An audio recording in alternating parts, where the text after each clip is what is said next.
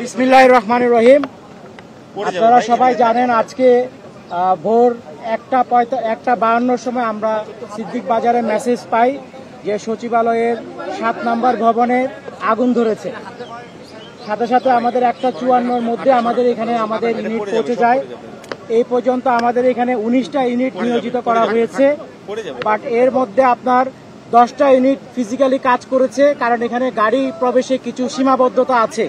বিশেষ করে বড় গাড়িগুলি ঢুকানো কঠিন ছিল, বাট আমরা আমাদের বড় যে লেডার যেগুলি আছে, এপিএল যেগুলিকে বলি, সেগুলিকে এখানে সামনের গেট ভেঙে আমরা 2টা গাড়ি ঢুকিয়েছি এবং বর্তমানে আমরা আগুনকে কন্ট্রোলে নিয়ে এসেছি। 6, 7, 8, 9 এই 4টা তলায় আগুন ধরেছে এবং বর্তমানে আমরা আশা করছি আর ঘণ্টাখানিকের মধ্যে অগ্নি নির্বাপন সম্পূর্ণ শেষ হবে বলে আমরা বিশ্বাস করি। বর্তমানে আমাদের ফায়ার ফাইটাররা দালানের ভিতরে কাজ করছে এবং প্রতিটা রুম সার্চ করে করে আগুন নিভানোর ব্যবস্থা করেছে এবং মোটামুটি এটা প্রায় শেষের দিকে। আমাদের এই পর্যন্ত এখানে প্রায় 211 জনের একটা জনবল নিয়োজিত হয়েছে এবং একটা দুঃখজনক ঘটনা ঘটেছে। সেটা সকালবেলা যখন ফার্স্ট আওয়ারে এসে আমাদের একজন ফায়ার ফাইটার পানির পাম্প থেকে লাইন সংযোগ করছিল, ওই সময় রাস্তা পার হওয়ার সময় একটা দ্রুতগামী ট্রাক তাকে আঘাত করে এবং তাকে হাসপাতালে নিয়ে যাওয়ার পর ঢাকা মেডিকেল হসপিটালে তাকে মৃত ঘোষণা করা হয়। ইন্না লিল্লাহি ওয়া ইন্না ইলাইহি রাজিউন। আর এখন পর্যন্ত আমাদের যতটুকু জানতে পেরেছি, এই ভবনে আভ্যন্তরীণ সম্পদ বিভাগ, আর্থিক প্রতিষ্ঠান বিভাগ, ডাক টেলি যোগাযোগ তথ্য প্রযুক্তি, শ্রম ও কর্মসংস্থান, যুব ও ক্রীড়া, স্থানীয় সরকার, পল্লী উন্নয়ন ও সমবায়, সড়ক পরিবহন সেতু বিভাগ রয়েছে। আপনাদেরকে আমাদেরকে জানানোর মতো এই পর্যন্ত আপডেট। সম্পূর্ণ শেষ হওয়ার পর আপনাদেরকে ডিটেলস একটা আমরা আপডেট দিতে পারবো। সবাইকে অনেক অনেক ধন্যবাদ। জাহিদ ভাই, একটুখানি জানার বিষয় যে কোন ফ্লোরগুলো, মানে কোন তালাগুলো বেশি ক্ষতিগ্রস্ত হলো এবং ওই এখানে পুরোটা পুড়ে গেছে কিনা? পুরাটা পুড়ে গেছে কিনা আমাদের একটু পরে বলতে পারবো, বাট আমাদের বেশিরভাগই ক্ষতিগ্রস্ত হয়েছে। 6, 7, 8, 9ও আমাদের এখন কাজ চলছে, ফায়ার ফাইটাররা আগুন নিভানোর কাজ করছে। বাট এটার বেশি কারণ সম্ভবত ইন্টেরিয়র ডেকোরেশন ছিল এবং যে বিদ্যুৎ লাইন যেটা আছে, যখন এক জায়গায় আগুন ধরলে বিদ্যুৎ লাইনের মধ্যে সব জায়গায় ছড়ায় পড়ে, এটা হতে পারে। বাট ইনিশিয়াল কারণ আমরা এখনো বের করতে পারি নাই।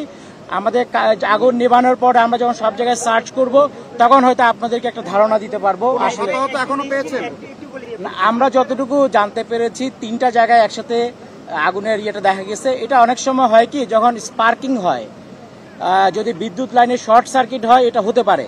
তবে আমরা এটা এখন কনফার্ম বলবো না যতক্ষণ পর্যন্ত না আমরা তদন্ত করে শেষ করছি। বাট এটা হতে পারে, এটা অবশ্যই হয়েছে, এটা আমরা বলবো না। বাট এটা যদি শর্ট সার্কিটের বিষয় থেকে থাকে এবং একই লাইনে হয়ে থাকে তাহলে এটা হতে পারে।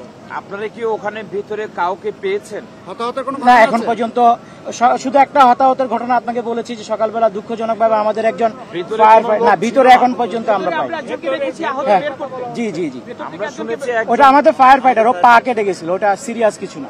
এখন কি আগুন মোটামুটি নিয়ন্ত্রণে আপনাদের? হ্যাঁ, এটা পুলিশ ধরেছে।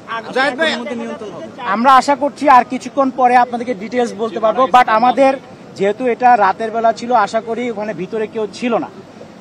আমরা সার্চ করার পরে ফাইনালি বলতে পারবো কোনো হতাহত কেউ হয়েছে কিনা।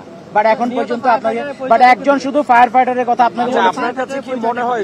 ওনার নাম হচ্ছে, এক সেকেন্ড, ফায়ার ফাইটার যিনি মারা গেছেন ওনার নাম মোহাম্মদ সোহানুজ্জামান নয়ন। সে আমাদের তেজগাঁওয়ে স্পেশাল টিমের সদস্য ছিল।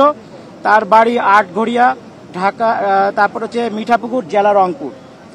আর সে আমাদের এখানে চাকরি প্রায় 2 বছরের মতো, 2 থেকে 2.5 বছর। এখন আগুনের সবশেষ কি অবস্থায় আছে? আমরা আশা করছি আর কিছুক্ষণ পরে আমরা আগুন কন্ট্রোলে। আপনার কাছে কি মনে হয় যে সচিবালয়ের মতো এত বড় একটা জায়গায় ফায়ার নিবারণী সরঞ্জামাদি কম ছিল? না, কম ছিল না। আমরা তো সিদ্দিক বাজার থেকে 19টা ইউনিট এখানে সচিবালয়ে নিজস্ব না, সচিবালয়ে তো সবসময় আমরা পরিদর্শন করি। প্রত্যেকটা ফ্লোরে ফায়ার এক্সটিংগুইশার আছে এবং আপনাদের জাস্ট জানার জন্য সবসময় এই যে ভবন নাম্বার 7-এর সামনে স্বরাষ্ট্র মন্ত্রণালয়ের পাশে কিন্তু আমাদের একটা ওয়াটার টেন্ডার ও পানিবাহী গাড়ি সবসময় থাকে, ফায়ার ফাইটার সহ ব্যবস্থা ছিল। কিন্তু সমস্যা যেটা হয় অনেক সময়, যেহেতু এখানে একটা বিল্ডিংটা রেস্ট্রিক্টেড বাট কনফাইন্ড টাইপ, অনেক সময় আগুন ধরলে সেটা দ্রুত ছড়ায় যায়। এবং যেহেতু এটা দিনের বেলা হয় নাই, আগুন যখন ধরেছে তখন তো এক্সটিংগুইশার ওখানে ব্যবহার করার মতো কেউ ছিল না। ফলে সে কারণে হয়তো আগুনটা দ্রুত ছড়িয়ে পড়েছে।